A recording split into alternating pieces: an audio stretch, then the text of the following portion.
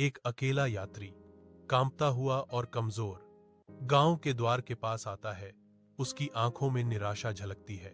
उसका थका हुआ शरीर कठिनाई की एक स्पष्ट याद दिलाता है। हर कदम उसकी घटती ताकत का प्रमाण है। एक महिला अंदर से देखती है।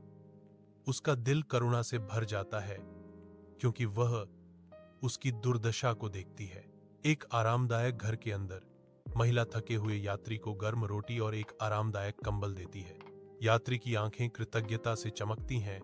एक गहरी आभार उसकी चेहरे को गर्म कर रहा है। यात्री उसकी उदारता से प्रभावित होकर कहता है, मैं आपकी इस दयालुता को कभी नहीं भूलूंगा। वर्षों बाद यात्री, अब एक मंत्री, महल के आंगन में खड़ा है, जो शक्ति और सम्मान का प्रतीक है। उसकी आंखें महल के द्वारों के बाहर भीख मांग रही महिला पर टिक जाती हैं। पहचान की एक चिंगारी भड़क उठती है। याद रखें, आपने दयालुता का कार्य किया था।